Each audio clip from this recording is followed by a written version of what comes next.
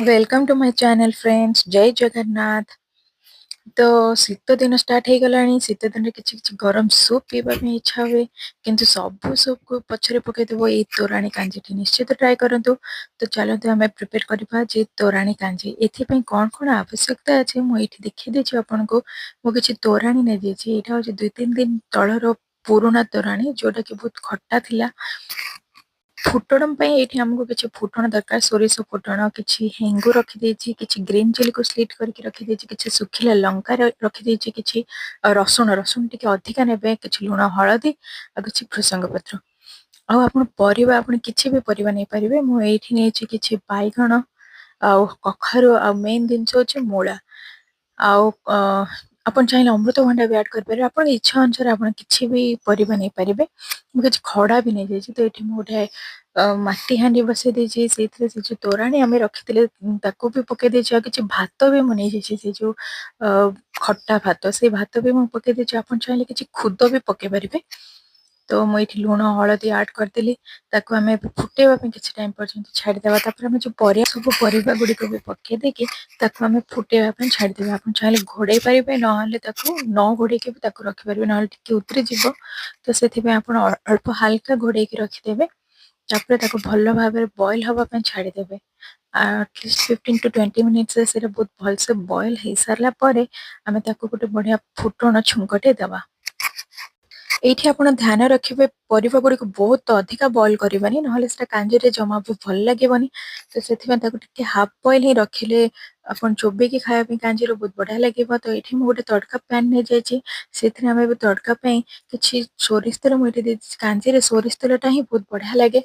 ସେଥିପାଇଁ ଆପଣ 2 ବଡ଼ ସ୍ପୁନ୍ ଆପଣ ତେଲ ନେଇପାରିବେ ସୋରିଷ ତେଲ। ତାପରେ ମୁଁ କିଛି ହେଙ୍ଗୁ ଆଡ୍ କରିଦେଉଛି ଆଉ କିଛି ଫୁଟଣ ଆପଣ ଚାହିଁଲେ ପଞ୍ଚ ଫୁଟଣ ନେଇପାରିବେ। ମୁଁ ଏଠି ସୋରିଷ ନେଇଛି। ତାପରେ କିଛି ହେଙ୍ଗୁ 2-3 ପିଞ୍ଚ ହେଙ୍ଗୁ ଆଡ୍ କରିଦେବା। ଆଉ ତାପରେ ଶୁଖିଲା ଲଙ୍କା ଏଇଠୁ ମୁଁ 2-3ଟି ଶୁଖିଲା ଲଙ୍କା ନେଇଯାଇଛି। ଆଉ ବହୁତ ଗୁଡେ ରସୁଣ ଦରକାର। ଏଠି 15ରୁ 16 କୋଲା ରସୁଣକୁ ମୁଁ ଅଧା ଛେଚିକି ରଖିଦେଇଛି। ସେଗୁଡ଼ିକୁ ବି ଆଡ୍ କରିଦେବା। ସେଇଟା ହିଁ ବହୁତ ବଢିଆ ଫ୍ଲେଭର ଦିଏ କାଞ୍ଜିକୁ।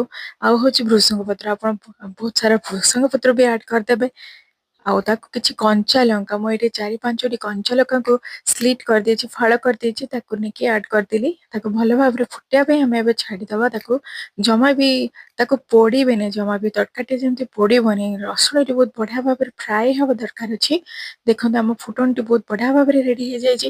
ଏବେ ତାକୁ ଆମେ ସେ କାଞ୍ଜିରେ ଆଡ୍ କରିଦେବା। ଜମା ବି ପୋଡ଼ିବାକୁ ଦେବେନି, ନହେଲେ ତାର ଟେଷ୍ଟ ହିଁ ପଳେଇବ। ଦେଖନ୍ତୁ ଏବେ କାଞ୍ଜିରେ ମୁଁ ଆଡ୍ କରିଦେଲି। ଆଉ ତାକୁ ବହୁତ ବଢିଆ ଭାବରେ ଗୋଳେଇ ଦେବା। ଏବେ ଆମ କାଞ୍ଜିଟି ଏବେ ରେଡି ହେଇଯାଇଛି। ତାକୁ 2-3 ମିନିଟ୍ ଫୁଟିବା ପାଇଁ ଛାଡ଼ିଦେବେ ଆପଣ ଲୋ ଫ୍ଲେମ୍ରେ। 2-3 ମିନିଟ୍ ସେଟା ଫୁଟି ସାରିଲା ପରେ ଆପଣ ଗ୍ୟାସ୍ଟିକୁ ବନ୍ଦ କରିଦେବେ ଆଉ ତାକୁ ସର୍ଭ କରିବେ। ଦେଖନ୍ତୁ କାଞ୍ଜିଟି କେତେ ବଢିଆ ଭାବରେ ଆମର ରେଡି ହେଇଯାଇଛି। ମୂଳା ଗୁଡ଼ିକ ବି ଭଲସେ ସିଝି ଯାଇଛି, ବେଶୀ ବଏଲ୍ ହେଇନି, ହାଫ୍ ବଏଲ୍ ହିଁ ହେଇଛି। ଦେଖନ୍ତୁ ବହୁତ ବଢିଆ ଭାବରେ ବଏଲ୍ ହେଇଯାଇଛି। ଆପଣ ଚାହିଁଲେ ଆମ୍ବୁଲ ବି ଆଡ୍ କରିପାରିବେ। ମୋର ଏଠି ତୋରାଣୀଟି ଖଟା ଥିଲା, ସେଥିପାଇଁ ମୁଁ ଆମ୍ବୁଲ କି ଟମାଟୋ ନେଇନି। ଆପଣ ଚାହିଁଲେ ଆମ୍ବୁଲ କି ଟମାଟୋ ଆପଣଙ୍କ ଇଚ୍ଛା ଅନୁସାରେ ଆପଣ କିଛି ଆଡ୍ କରିପାରିବେ, କାରଣ କାଞ୍ଜିଟି ଖଟା ହେଲେ ହିଁ ଭଲ ଲାଗେ। ତ ସେଥିପାଇଁ ଆପଣ ଆଡ୍ କରିପାରିବେ। ମୁଁ ଏଠି ଆଡ୍ କରିନି। ଆଉ ମନେ ରଖନ୍ତୁ ସବୁବେଳେ ତେନ୍ତୁଳି ହଉ କି ଆମ୍ବୁଲ ହଉ କି ଟମାଟୋ ହଉ ଆପଣ ସବୁବେଳେ ଲାଷ୍ଟରେ ହିଁ ଆଡ୍ କରିବେ, ନହେଲେ ସେ ଯୋଉ ପରିବା ଗୁଡ଼ିକ ସେଇଟା ବଏଲ୍ ହବନି।